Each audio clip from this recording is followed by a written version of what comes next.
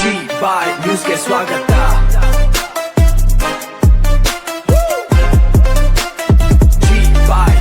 ನಮಸ್ಕಾರ. ಜಿ-ಬಾಯ್ news TV ವಿಶೇಷ ಸುದ್ದಿ ಪ್ರಸಾರಕ್ಕೆ ತಮಗೆಲ್ಲರಿಗೂ ಆತ್ಮೀಯ ಸ್ವಾಗತ. ಬಂಗಾರಪೇಟೆ ತಾಲೂಕಿನ ಯಾವುದೇ ಗ್ರಾಮದಲ್ಲೂ ಕುಡಿಯುವ ನೀರಿನ ಸಮಸ್ಯೆ ಎದುರಾಗದಂತೆ ಮುನ್ನೆಚ್ಚರಿಕೆ ಕ್ರಮ ಕೈಗೊಳ್ಳಲು ಶಾಸಕ ಎಸ್.ಎನ್.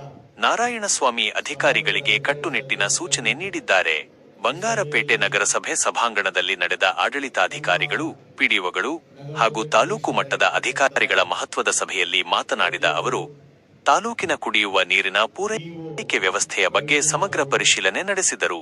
ತಾಯಂದಿರಿಗೆ ಮತ್ತು ಜಾನುವಾರುಗಳಿಗೆ ಯಾವುದೇ ಕಾರಣಕ್ಕೂ ನೀರಿನ ಅಭಾವ ಉಂಟಾಗದಂತೆ ಅಧಿಕಾರಿಗಳು ಸಮನ್ವಯದಿಂದ ಕೆಲಸ ಮಾಡಬೇಕು.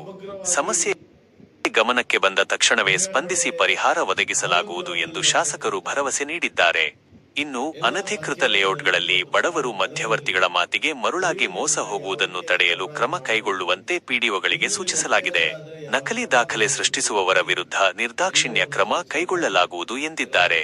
ವಿಷಯಗಳ ಪಟ್ಟಿ ಸ್ಪಷ್ಟ ಧ್ವನಿಯಲ್ಲಿ. ಈ ಸಭೆಯಲ್ಲಿ ಇನ್ನುಳಿದಂತೆ ಹಲವಾರು ಪ್ರಮುಖ ವಿಷಯಗಳ ಕುರಿತು ಚರ್ಚಿಸಲಾಯಿತು. ಕಂದಾಯ ವಸೂಲಿ, ಪಂಚಾಯಿತಿ ವ್ಯಾಪ್ತಿಯಲ್ಲಿ ಬಾಕಿ ಇರುವ ಕಂದಾಯವನ್ನು ಶೀಘ್ರವಾಗಿ ವಸೂಲಿ ಮಾಡಲು ನಿರ್ದೇಶನ.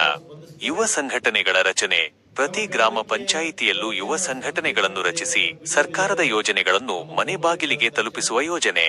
ಅಭಿವೃದ್ಧಿ ಕಾಮಗಾರಿಗಳು, ಬರಗಾಲ ಪರಿಸ್ಥಿತಿ ನಿರ್ವಹಣೆ, ಸ್ವತ್ತು ಖಾತೆ ಬದಲಾವಣೆ ಹಾಗೂ ಕೇಂದ್ರ ಸರ್ಕಾರದ ಹೊಸ ಯೋಜನೆಯಡಿ ನರೇಗಾ ಕಾಮಗಾರಿಗಳನ್ನು ಮುಂದುವರಿಸುವ ಕುರಿತು ಸೂಕ್ತ ಮಾರ್ಗದರ್ಶನ. ಈ ಸಭೆಯಲ್ಲಿ ನಗರಸಭೆ commissioner Jaggareddy, EO Ravikumar, BEO Chandrashekhar ಸೇರಿದಂತೆ ವಿವಿಧ ಇಲಾಖೆಯ ಅಧಿಕಾರಿಗಳು ಉಪಸ್ಥಿತರಿದ್ದರು. ಬಂಗಾರಪೇಟೆಯಿಂದ ವರದಿ. ಇದಿಷ್ಟು ಈ ಕ್ಷಣದ ವಿಶೇಷ ಸುದ್ದಿ. ನಿರಂತರ ನವೀಕರಣಗಳಿಗಾಗಿ ನೋಡ್ತಾ ಇರಿ ಜಿ-ಬಾಯ್ ನ್ಯೂಸ್ ಟಿವಿ. ನಮ್ಮ ಚಾನೆಲ್ ಅನ್ನು ಸಬ್ಸ್ಕ್ರೈಬ್ ಮಾಡಿ, ಸಪೋರ್ಟ್ ಮಾಡಿ. ಧನ್ಯವಾದಗಳು. ನಮಸ್ಕಾರ. ಎಲ್ಲ ಆಡಳಿತಾಧಿಕಾರಿಗಳು ಮತ್ತು ಪಂಚಾಯಿತಿ ಪಿಡಿಒಗಳು ಹಾಗೂ ತಾಲೂಕು ಮಟ್ಟದ ಸಂಬಂಧಪಟ್ಟ ಅಧಿಕಾರಿಗಳ ಸಭೆಯನ್ನು ಕರೆದಿದ್ದು, ಈ ಸಭೆಯಲ್ಲಿ ನಮ್ಮ ನಗರಸಭೆ ಕಮಿಷನರ್ ಆಗಿರ್ತಕ್ಕಂಥ ರೆಡ್ಡಿ ಅವರು, ಇಒ ರವಿಕುಮಾರ್ ಅವರು, ಬಿಇಒ ಚಂದ್ರಶೇಖರ್ ಅವರು ಎಲ್ಲ ಕೂಡ ಹಾಜರಾಗಿದ್ದು, ಇವತ್ತು ಸಮಗ್ರವಾಗಿ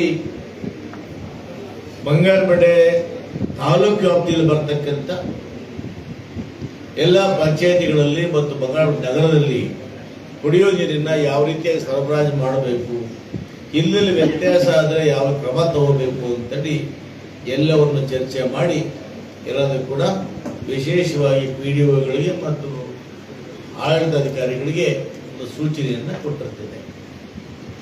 ಯಾವುದೇ ಕಾರಣಕ್ಕೂ ಕೂಡ ಯಾವ ಗ್ರಾಮಗಳಲ್ಲೂ ಕೂಡ ಕುಡಿಯುವ ನೀರಿನ ಸಮಸ್ಯೆ ಬರಬಾರದು. ಆ ಸಮಸ್ಯೆಗೆ ತಕ್ಷಣ ನಾವು ಸ್ಪಂದಿಸ್ತೇವೆ. ನಮ್ಮ ಗಮನಕ್ಕೆ ಇವತ್ತೇನು ನಾವು ಸಮಿತಿ ಮಾಡಿದ್ದೇವೆ ಅಥವಾ ಪಿಡಿಒಗಳಿದ್ದಾರೆ, ನಮ್ಮ ಗಮನಕ್ಕೆ ಬಂದ ತಕ್ಷಣ ಆ ಕುಡಿಯೋ ನೀರಿಗೆ ಏನೆಲ್ಲ ವ್ಯವಸ್ಥೆಗಳನ್ನು ಮಾಡಬೇಕು ಅಂತ ಹೇಳಿ ಸಲಹೆ ಸೂಚನೆಗಳನ್ನು ನಾನು ಕೊಟ್ಟಿದ್ದೇನೆ. ಏನೇ ಆಗಲಿ, ಎಷ್ಟೇ ಕಷ್ಟ ಬಂದರೂ ಕೂಡ ನನ್ನ ತಾಲೂಕಿನಲ್ಲಿ ಕುಡಿಯೋ ನೀರಿಗೆ, ವಿಶೇಷವಾಗಿ ತಾಯಂದಿರಿಗೆ, ಜಾನುವಾರುಗಳಿಗೆ ಸಮಸ್ಯೆ ಬರದ ರೀತಿಯಲ್ಲಿ ಸಮಗ್ರವಾಗಿ ನಾನು ಮತ್ತು ನನ್ನ ಅಧಿಕಾರಿಗಳು ಕಾರ್ಯನಿರ್ವಹಿಸ್ತೇವೆ. ಆಮೇಲೆ ಇವತ್ತು ಏನು ಅನೈತರೈಸ್ ಆಗಿ ಇವತ್ತು ನಿವೇಶನನ್ನ ಯಾರ್ಯಾರು ಬೋಗಸ್ ಮಾಡ್ತಾ ಇದ್ದಾರೆ ಅವ್ರ ಮೇಲೆ ಇವತ್ತು ಕ್ರಮ ತಗೊಳ್ಳಿಕ್ಕೆ ಕೂಡ ಆಯಾ ಪಂಚಾಯಿತಿ ಪಿಡಿಒಗಳಿಗೆ ಅಧಿಕಾರವನ್ನು ಕೊಟ್ಟಿದ್ದೀವಿ. ಅವರು ಯಾವುದು ತಪ್ಪಾಗಿ ಸೃಷ್ಟಿ ಮಾಡತಕ್ಕಂಥ ದಾಖಲೆಗಳನ್ನು ಯಾರು ಸರಬರಾಜು ತಂದುಕೊಡ್ತಾರೆ ಅವ್ರ ಬಗ್ಗೆ ಕ್ರಮ ತಗೋಬೇಕು ಅಂತೇಳಿ ಕೂಡ ಇವತ್ತು ಸೂಚನೆಗಳನ್ನು ಕೊಟ್ಟಿದ್ದೇವೆ. ಒಟ್ಟಾರೆ ಏನು ಬಡವರು ಅನೈತಿಕ ಮಾಡ್ತಕ್ಕಂಥ ಲೇಔಟ್ಗಳಲ್ಲಿ ಈ ಒಂದು ಮೀಡಿಯೇಟರ್ಸ್ ಇಂದ ಸೈಡ್ಗಳು ತಗೊಂಡು ಮೋಸ ಹೋಗ್ತಾ ಇದ್ದಾರೆ ಬಡವರು, ಅದನ್ನು ತಪ್ಪಿಸ್ಬೇಕು ಅಂತೇಳಿ ಕಟ್ಟುನಿಟ್ಟಾಗಿ ಕ್ರಮಗಳನ್ನು ಕೂಡ ತಗೊಳ್ಳೋದಕ್ಕೆ ಹೇಳಿದ್ದೇವೆ. ಆಮೇಲೆ ಪಂಚಾಯತ್ ವ್ಯಾಪ್ತಿಯಲ್ಲಿ ಎಲ್ಲೆಲ್ಲಿ ಕಂದಾಯ ಕಟ್ಟಿಲ್ಲ ಅಂತ ಗ್ರಾಮಗಳಲ್ಲಿ ಕಂದಾಯಗಳನ್ನು ವಸೂಲಿ ಮಾಡಬೇಕು ಅನ್ನೋದು ಕೂಡ ಇವತ್ತು ಚರ್ಚೆ ಮಾಡಿದ್ದೇವೆ. ಇದರೊಟ್ಟಿಗೆ ವಿಶೇಷವಾಗಿ ನಮ್ಮ ಸರ್ಕಾರದ ಮಹತ್ತರವಾದ ಯೋಜನೆ ಭಾರತ್ ಜೋಡೋ ಯುವ ಸಂಘ ಸ್ಥಾಪನೆ ಮಾಡ್ತಕ್ಕಂಥದ್ರ ಬಗ್ಗೆ ಕೂಡ ಇವತ್ತು ನಾವು ಮುಂದಿನ ಸಭೆ ಕರೆದು ಅದನ್ನು ಯಶಸ್ವಿಯಾಗಿ ಮಾಡಬೇಕು. ಎಲ್ಲ ಗ್ರಾಮ ಪಂಚಾಯತಿಗಳಲ್ಲಿ ಯುವ ಸಂಘಟನೆಯನ್ನು ಮಾಡಿ ಆ ಮುಖಾಂತರ ಒಂದು ಸಮಾಜ ಸೇವೆಯನ್ನು ಮಾಡಲಿಕ್ಕೆ ಸರ್ಕಾರದ ಎಲ್ಲ ಯೋಜನೆಗಳನ್ನು ಕೂಡ ಅವರ ಮನೆ ಭಾಗ ತಲುಪಲಿಕ್ಕೆ ಸಹಕಾರಿಯಾಗುವಂತೆ ಕ್ರಮ ತಗೋಬೇಕು ಅನ್ನೋದು ನಿಟ್ಟಿನಲ್ಲಿ ಕೂಡ ಚರ್ಚೆ ಮಾಡಿದ್ದೆ. ಒಟ್ಟಾರೆ ಇವತ್ತು ಕುಡಿಯುವ ನೀರಿನ ಸಮಸ್ಯೆಗಳು, ಬರಗಾಲ ಸಂಬಂಧಪಟ್ಟ ಚರ್ಚೆ, ಗ್ರಾಮ ಪಂಚಾಯತಿಯಲ್ಲಿ ಹೊಸದಾಗಿ ನಿರ್ಮಾಣ ಮಾಡ್ತಿರುವ ಕಟ್ಟಡಗಳಿಗೆ ಬಗ್ಗೆ ಖಾತೆ ಮಾಡುವ ಬಗ್ಗೆ, ಈ ಸ್ವತ್ತನ್ನು ಮೊಟಿವೇಶನ್ ಬಗ್ಗೆ ಮತ್ತು BBG ರಾಮ್ಜಿ ಯೋಜನೆ ಏನು ಕೇಂದ್ರ ಸರ್ಕಾರ ಹೊಸದಾಗಿ ತಂತು, ಈ ಯೋಜನೆದವರು ಕೂಡ ಹಣ ಬಿಡುಗಡೆ ಆಗ್ತಿದ್ರು ಕೂಡ ಹಿಂದೆ ನಾವೇನು ಮನ್ರೇಗಾದಲ್ಲಿ ಮಾಡಿರ್ತೀವಿ ಅದೇ ಯೋಜನೆಗಳನ್ನು ಇವತ್ತು ಮುಂದುವರಿಸೋದಕ್ಕೆ ಈ ಹಾಪಲ್ ಅವಕಾಶ ಇದೆ. ಅದನ್ನು ಕೂಡ ನಾವು ಮಾಡ್ತಾ ಇದ್ದೀವಿ. ಇವೆಲ್ಲವೂ ಕೂಡ ಸಮಗ್ರವಾಗಿ PDOಗಳನ್ನು ಕರೆದು ಇವತ್ತು ಚರ್ಚೆ ಮಾಡಿ ಅವರಿಗೆ ಮಾರ್ಗದರ್ಶನ ಸೂಚನೆಯನ್ನು ಕೊಟ್ಟಿರ್ತೇವೆ.